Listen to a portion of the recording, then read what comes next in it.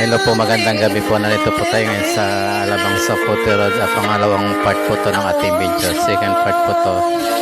Kasi yung medyo mahaba yung ating pagkuha ng video. Ingat-ingat po tayo sa pagla-drive o pagla-ride sa gabi. At lalo lang ganito matraffic. Medyo matraffic na po tayo ngayon. Dito na po tayo sa may part ng Munok or Las Piñas.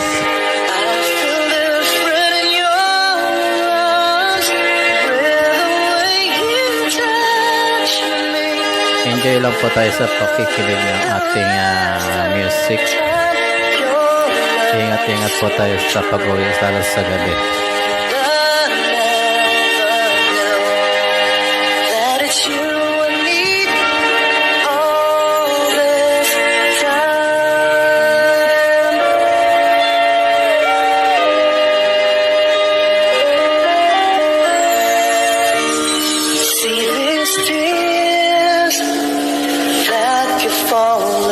From my eyes, wishing that I never let you go, my baby.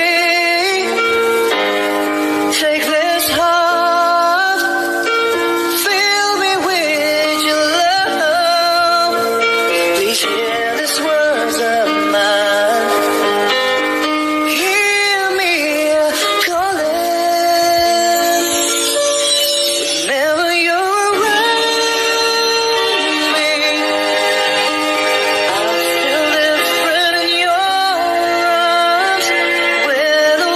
Maraming salamat po sa lahat ng nakikinig o sumusuporta sa ating YouTube channel.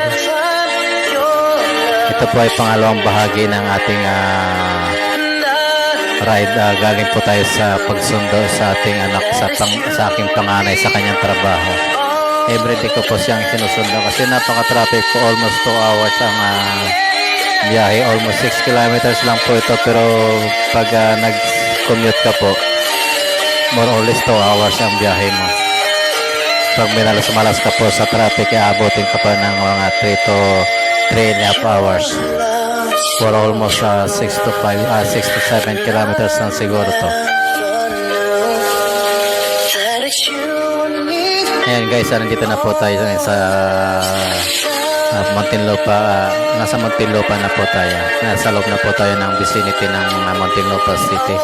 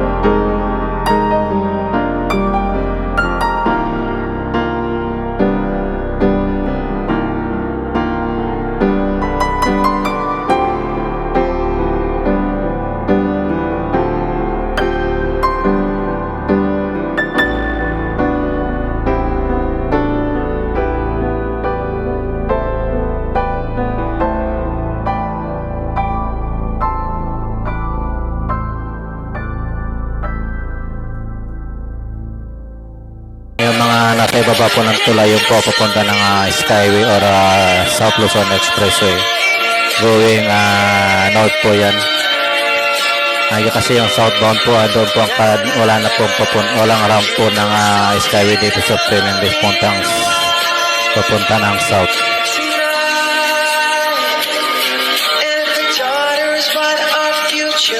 Ayan po, stoplight lang po kaya medyo matraffic dito sa area na to.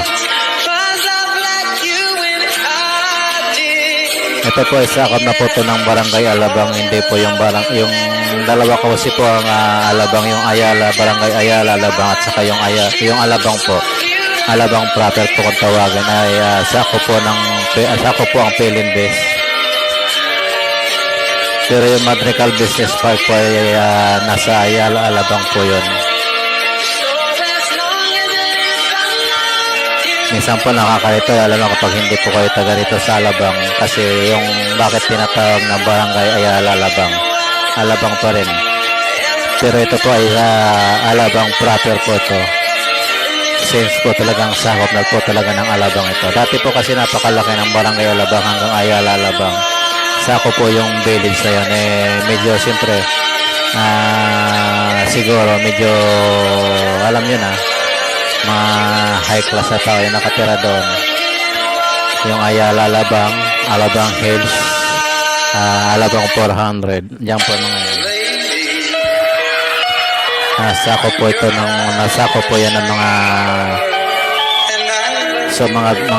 high class na village po. Andiyan pa po yung Pacific Village na sakop rin po ng Ayala, Alabang.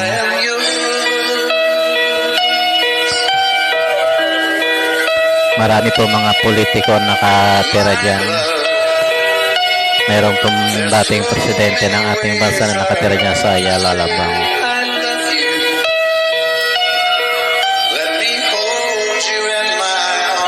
Dito naman po sa Terra Nueva kung saan sakop din ang Barangay Ayala, Alabang. Meron po dyan mga mayors din na nakatira at saka congressman. Sa mga hindi po lang nakakaalam. Nandito na po tayo ngayon sa ilalim ng bayad. Nasa Philippines pa lang po tayo. Ito po ay going to Alabang pa rin. Ayan po. Traffic light again.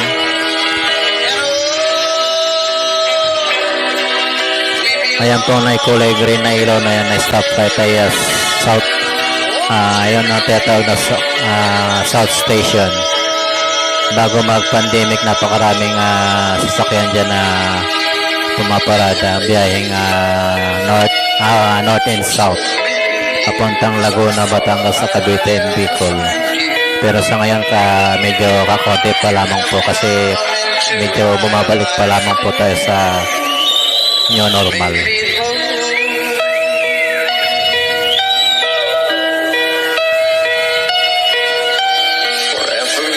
Ito yan, dito na po tayo sa malapit sa Barangay Hall, Ayala, Alabang.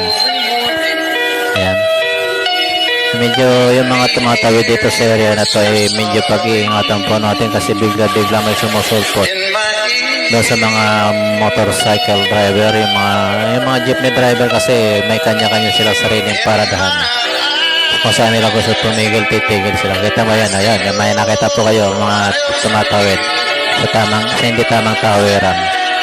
Yan po, nasa kaliwa po natin ay nandiyan po ang Barangay Hall ng Barangay Alabang.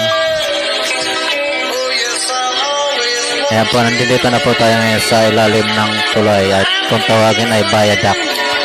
Yan po ay expressway going to north and south galing po ng Laguna. Yan, liliko po tayo dyan sa unahan ng konti yung nasunog na Star Mall. Liliko po tayo dyan. Malapit na po tayo sa ating munting tahanan. Pero puputulin po natin to. Hindi na po natin papakita yung ating munting tahanan kasi kubo lamang po yun eh.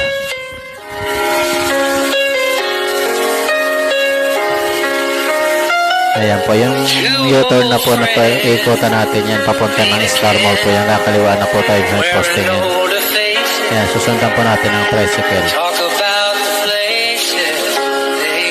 Ayan, yan po yun, nasa kanan po natin yung nasunog na Star Mall po yan. Sa ngayon hindi na po siya operated. Sabi po ng aking anak na under investigation po hanggang ngayon. Mahigit na pang isang buwan kasi yung anak ko po isa sa mga nagtatrabaho dyan sa Star Mall.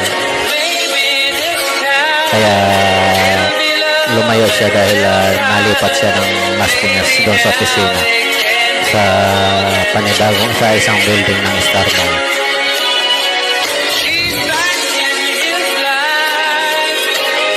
Ito po yung under viaduct pa rin tayo kung tawagin ba ilalim po tayo ng tulay.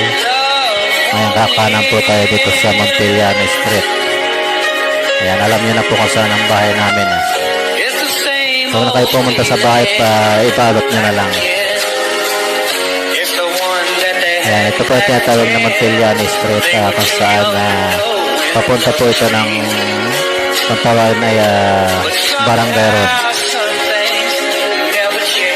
Malapit po kami sa Laguna Bay or ilog po ng Laguna. Ayan po, dito rin po ang lalagpas po tayo sa daanan ng train o release, yung railroad. Ayan, dito na po tayo, tatawid po tayo ng release. Tuloy-tuloy lang po tayo hanggang sa dulo nitong Montillano at kakaliwa po tayo papunta sa aming munting tahanan o munting bahay.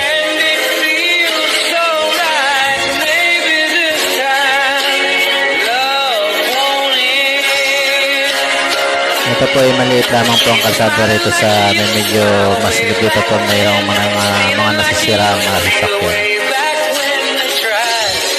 Ito po yung medyo matraffic dito ng konti sa may Alabang Medical Center. Alabang Medical Min, kung tawagin nito. Ito yung kauna-unahang medical, Alabang Medical dito sa Muntinlupa kasi marami na siyang branches.